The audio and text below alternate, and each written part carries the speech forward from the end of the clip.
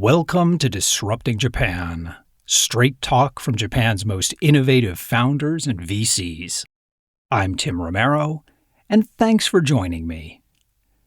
This is our 250th episode, and so I wanted to give you something special, to share something I've been thinking about for a long time as my career in startups and VC has played out. Today, we're going to talk about a group of people who are perhaps the most reviled and maligned by technologists and innovators worldwide. People who stand in opposition to everything innovators hold dear. Today, we're going to talk about the Luddites. Those people who, through a combination of ignorance and short-sightedness, oppose technology and change. But that's not really true. The Luddites were not who you think they were. In fact, almost everything you have ever been told about them is wrong. In truth, the Luddites were not really opposed to new technology, not even when it threatened their livelihoods. There is a growing concern today about AI taking our jobs, but if AI had emerged 220 years ago, the Luddites would have embraced it. Far more important, they would have had a much better understanding of the real dangers posed by today's new business models than do most of the AI advocates or critics talking about AI today. Although the Luddites are accused of opposing the very technology that resulted in the incredible progress and the rise of living standards that we have all experienced over the past 200 years, that's simply not the case. In fact, as you'll see, although the higher living standards and shared prosperity enabled by the technology of the Industrial Revolution is undeniable, we actually have the Luddites and not the technology to thank for that. Let me explain why. So who exactly were the Luddites? You've probably heard that they were cloth workers in late 18th century England who, early in the Industrial Revolution, saw their livelihoods threatened by new textile factories being built, and they tried to shut down those factories by destroying automated looms and other textile equipment. And that much is completely true. The important question, however, and the one with a wildly misunderstood answer, is why? Why were the Luddites breaking machines and shutting down textile factories? Well, the mythology is that the Luddites rejected new technology simply because they benefited from the old system. Rather than embrace this technology, which would lift millions out of poverty, lengthen lifespans, and lead to greater shared prosperity, the Luddites selfishly wanted the world to stay as it was. They were selfish, backward-looking rubes who simply could not see the bigger picture. And that, all of that, every single word of that, is simply wrong. If anything, the Luddites were alarmed because they saw the big picture far too clearly. So let's take a quick step back into the world of the Luddites and see just how much like us they really were. And also see that, although the technologies are completely different, how the new business models of the industrial age change society in very much the same ways as the new business models of the emerging AI age. Now, as the Industrial Revolution was gaining momentum in the closing decades of the 1700s, textiles were one of England's most important and profitable exports. And they were manufactured using what was called the domestic system. Textile workers worked with their own machines in their own workshops. Some of the more enterprising had multiple machines and employed others. The work was distributed, done mostly at home, and the finished product delivered to the merchants. This system is where the English term cottage industry comes from.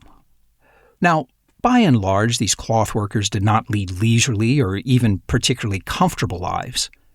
But it was a better living than agricultural work, and much better than most of the newly emerging factory jobs. What these cloth workers did have, however, and what they were very, very afraid of losing, was a degree of economic freedom. The freedom to negotiate fair prices with their customers, and then, based on those negotiations, the freedom to decide what and how much they would produce.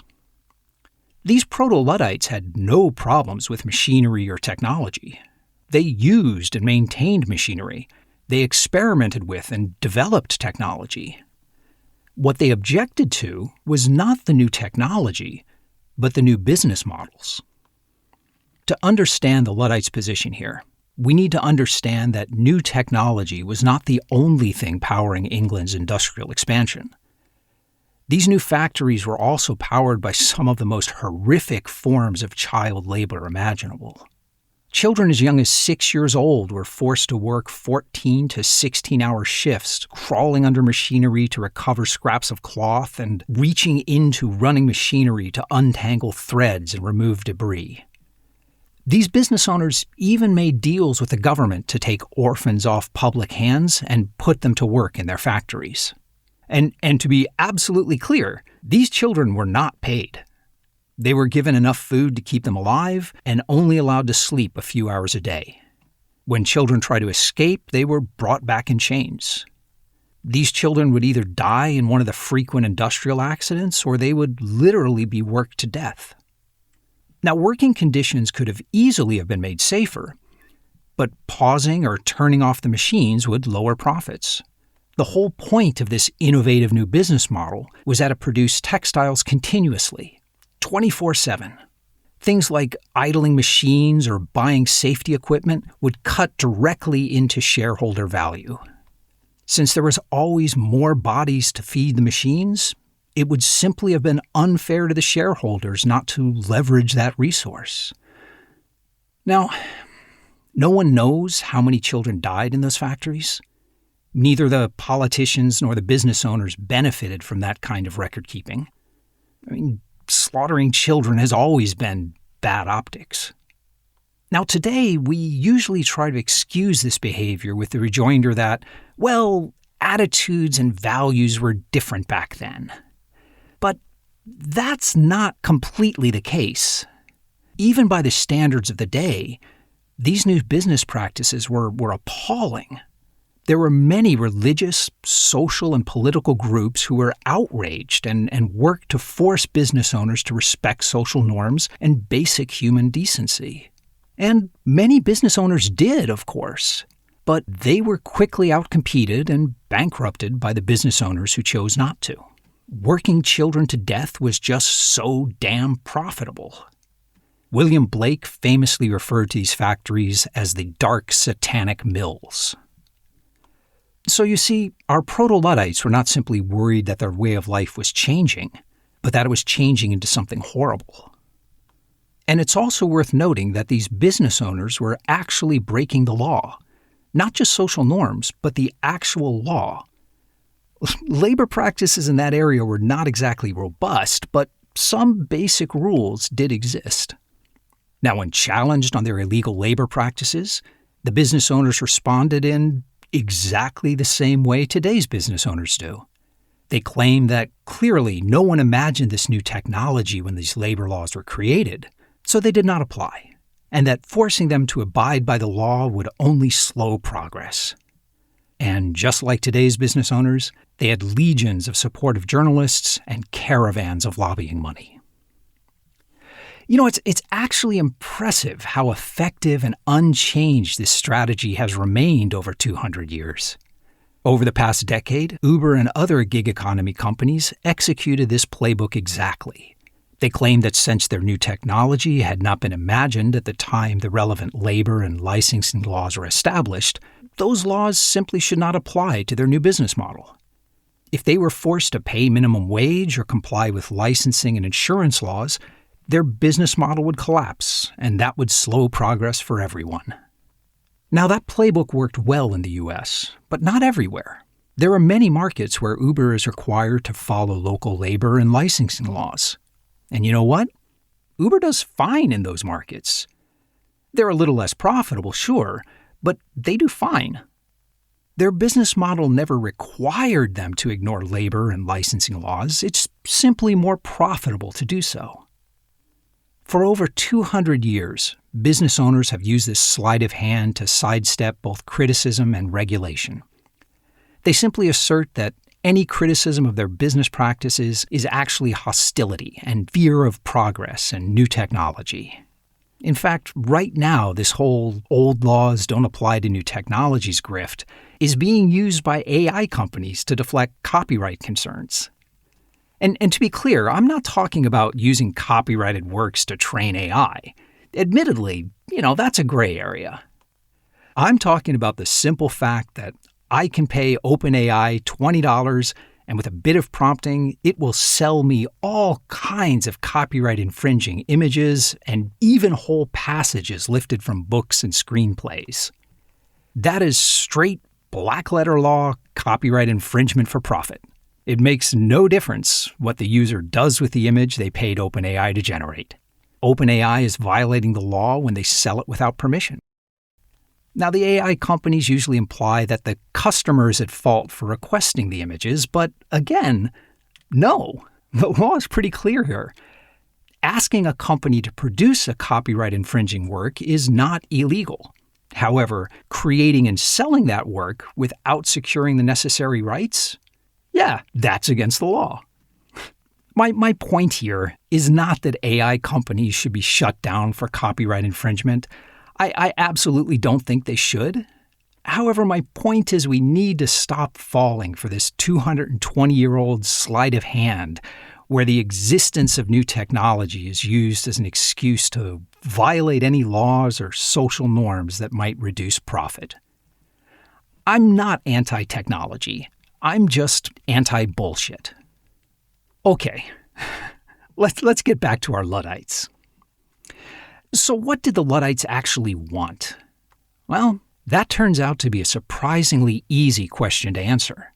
In the first decade of the 1800s, the Luddites' demands were frequent, focused, and clear. Between 1800 and 1812, Parliament was presented with multiple petitions asking for things like minimum wage laws, government support for the unemployed, cracking down on the deceptive labeling of poor-quality goods, putting an end to some of the worst child labor abuses, giving working-class men the right to vote, and perhaps most importantly and emphatically, actually enforcing the laws that the new business owners were routinely violating. Now, what the Luddites did not ask for, at least at this stage, was that machines be banned or that technological progress be stopped. The Luddites were focused on ensuring that workers would be paid fairly and that they would have some basic rights.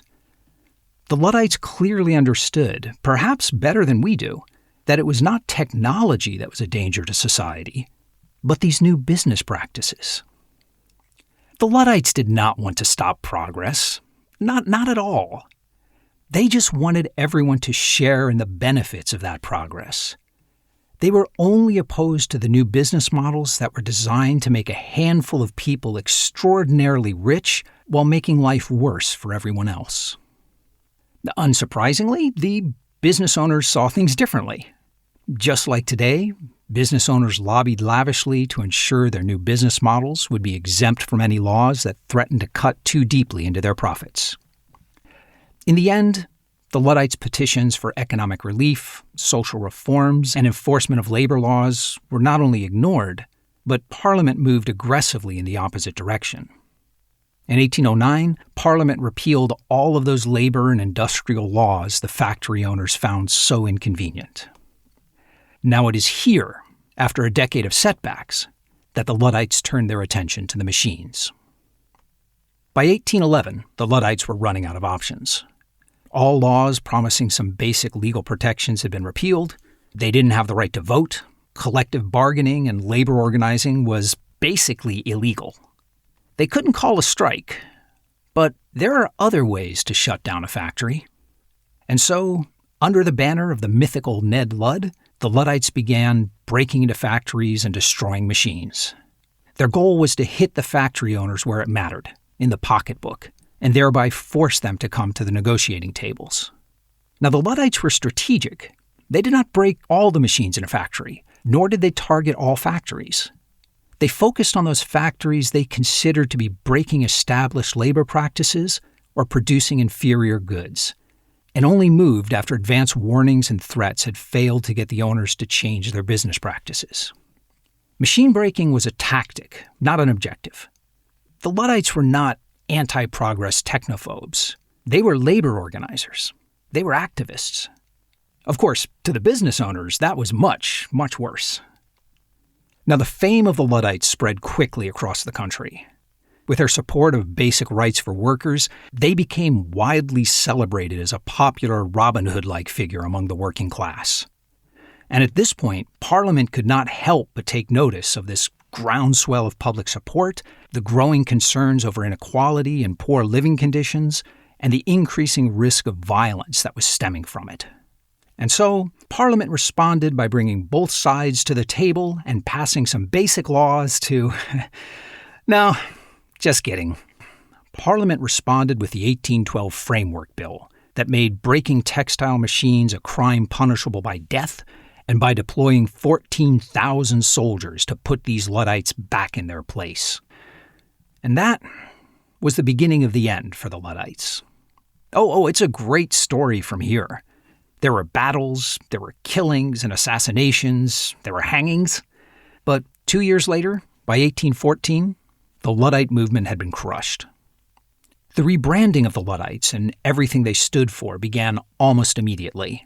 They were quickly recast, not as working men demanding a living wage and basic rights, but as backward-looking rubes who simply feared this new technology that was going to make life better for everyone. Well, we know that the Luddites were not backward-looking rubes. We know that they were not opposed to the technology itself.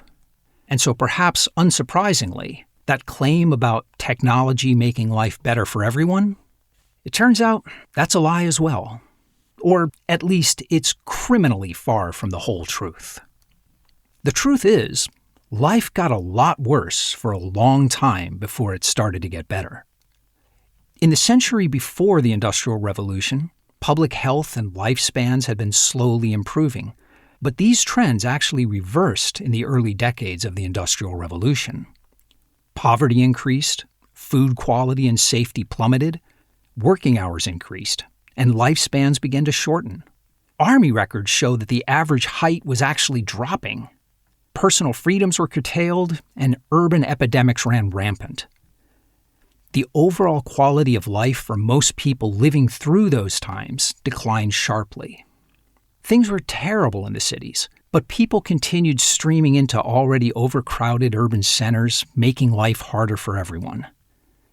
Now, today, many wonder that since life was harder and shorter in the cities, why didn't people just stay in the countryside? Most probably wanted to. But agriculture was also being industrialized at this time. Scotland's Highland clearances are the most famous, but forced rural depopulation happened all over England. Wealthy, often absent, landowners amassed more and more land, shut down access to the shared commons, and forcibly evicted families and sometimes entire villages who had farmed the land for generations. As bad as things were in the cities, these people had nowhere else to go.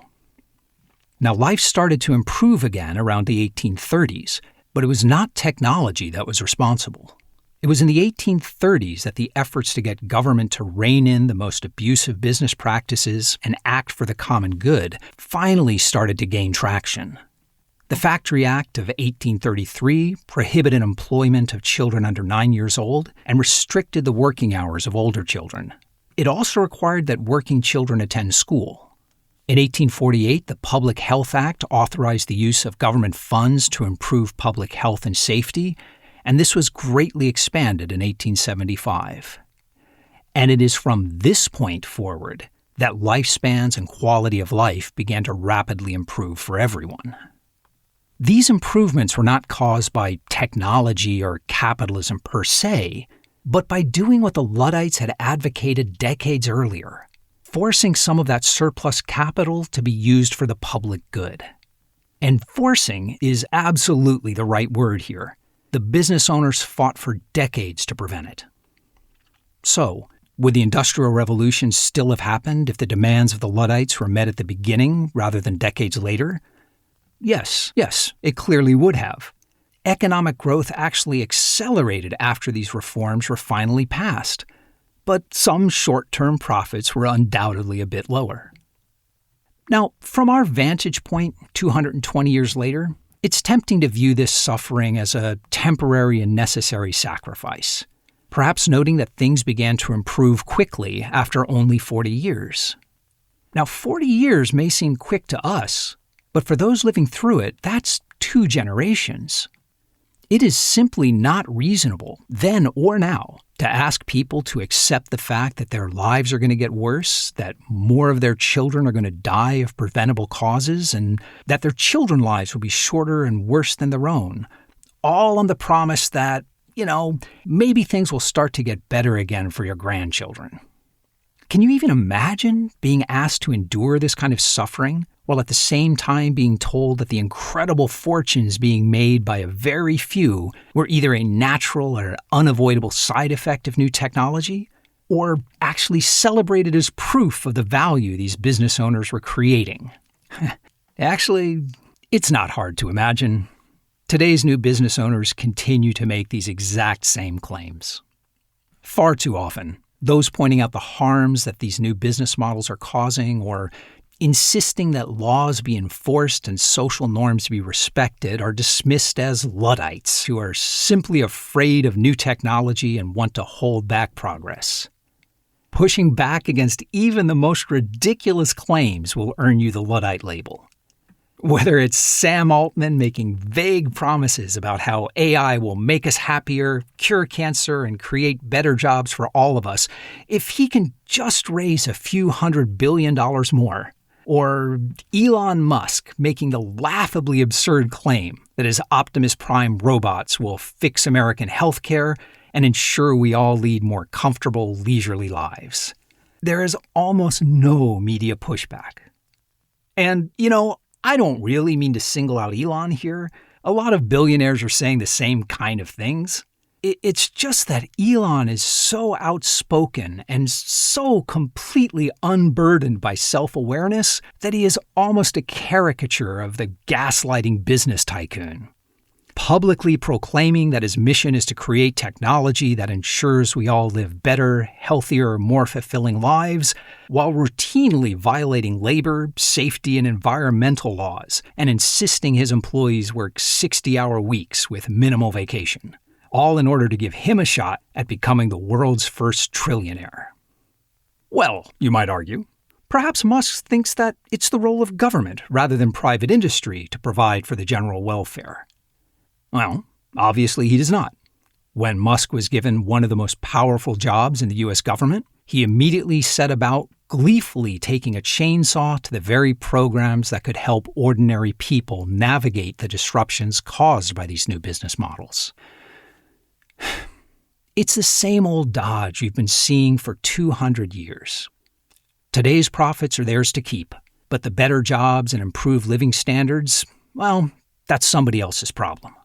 The exact path to these promised benefits is always a bit long and vague, but very importantly, it involves no inconvenience on their part. In fact, they argue, the promised benefits can only be achieved if they manage to amass vast and ever-increasing fortunes, which, just like in the time of the Luddites, they celebrate as proof of the value they're creating for society.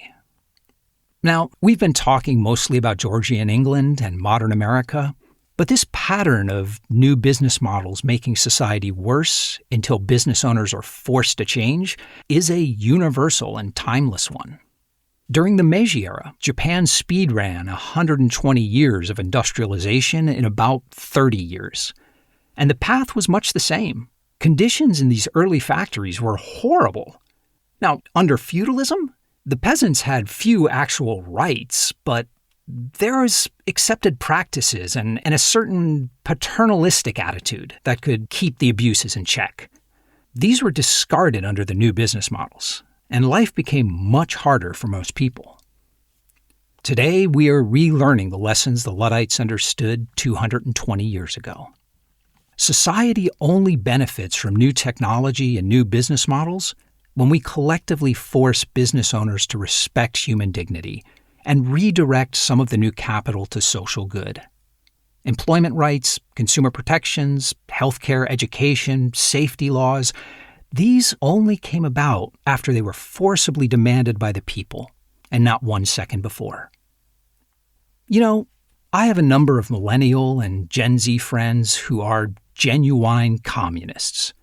And not tax the rich, join a union communists, but bona fide, seize the means of production, you have nothing to lose but your chains communists. They're smart people. I enjoy and greatly value my conversations with them. And with today's growing inequality and increased feelings of helplessness, I completely understand why those ideas can be appealing.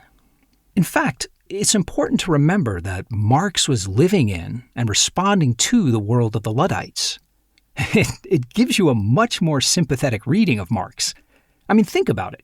He was witnessing seemingly an endless column of children literally being chewed up by machines in order to make a few people incredibly wealthy while life got harder and harder for everyone else. He was watching the decent business owners, those who refused to work 9-year-old children to death, get out-competed and put out of business by the owners who had no problem doing so. He was watching the government not only get behind, but actually try to accelerate these trends. He was taking all this in, thinking, this is not sustainable. The people need to stand up and put a stop to this. And he was right. They did. Now, not in the way Marx expected, and certainly not once and for all, but they did. The problem was not capitalism itself, and the solution was not technology itself. The solution was, and always has been, the exercise of popular will, of democracy. People demanding that consumers and workers be protected and that economic gains be used to benefit society as a whole, even when it risks lowering short-term profits. Now, I'm a proud lifetime capitalist. I've spent almost my entire adult life building, selling, and investing in companies. I am just as annoyed by the mindless assertion that capitalism is to blame for all modern problems as I am by the mindless assertion that capitalism has lifted millions of people out of poverty. Nonsense. Capitalism has done no such thing. Capitalism is the greatest engine of prosperity that humankind has ever created. But it is only an engine. And like all engines, it needs to be properly loaded. Too much load, and the engine grinds to a halt. But too little load, and the engine will quickly spin out of control and destroy itself. Capitalism is really quite an elegant system. Think of it this way. What is the purpose of capital under capitalism? Marx claimed that it had exploitive and extractive objectives. Most modern economists attribute goals of increased efficiencies and productivity. But the truth is far simpler. The purpose of capital under capitalism is to generate more capital. That's it. Anything that generates more capital is a good use of capital, and the more the better. Now, we can break it down into things like investment and income and profit, but those are all just transitory phases of capital. If you want to be a good capitalist, your objective is generating new capital from existing capital. That's all. Capital is not a means to an end. The means and the end are the same. There is only capital. Now, this seeming pointlessness may look like a flaw, but it's not. This simplicity, this single-minded focus is exactly what makes capitalism such an incredible engine for human progress. But again, it is only an engine, and engines are only useful when they are part of a larger system that can extract productive work from them. The fact that some new technology can make the capitalist engine spin faster is not progress in itself. It only becomes progress when the engine is controlled and managed and the power is harnessed for social good. But business owners who want to stay in business will never add these controls or loads voluntarily. It's tempting to think that today's technology and social norms will protect us from the kind of abuses the Luddites witnessed. Without question, the harms caused by today's new business models are trivial compared to the abuses and child labor of the Luddites' time. But child labor is still frighteningly common in some parts of the world. And when business owners decide to use it, it's not because they don't have access to modern technology. It is not because parents in those societies love their children any less than we do. Japan's business owners in the late 1800s could select from the world's best technology and modern labor practices, but they opted for the most abusive and exploitive business models that their labor force could be made to endure. Abusive business models continue because they're just so damn profitable. Moral business owners who resist abusive and deceptive practices will be outcompeted and bankrupted by the immoral businessers who embrace them. And the immoral business owners will not change until they're forced to. The Luddites understood all this. They understood that even the most basic rights and respect for human dignity will never be given willingly. They must always be demanded, by threat of force if necessary. Today's technology and business models are very different from those the Luddites experienced 220 years ago. But the interplay between new technology, new business models, and social well-being remains almost exactly the same. Capitalism and its single-minded focus on creating more capital will always try to optimize away inefficiencies like labor rights and safety regulations and consumer protections and environmental laws and basic human dignity. It will always strongly resist any attempt to siphon off capital to be used for the benefit of society. But that doesn't mean it's bad. Capitalism is like a nuclear reactor. When properly monitored and controlled, it can produce tremendous amounts of safe, reliable power. Now, you can always get a bit more short-term energy out of the reactor by pulling out some of those control rods, but you might not want to do that. Because if you pull out too many, the reaction becomes uncontrolled. The reactor consumes itself and then poisons everything for 100 miles around. Of course, if you put in too many control rods, the reaction stops and you don't generate any power at all.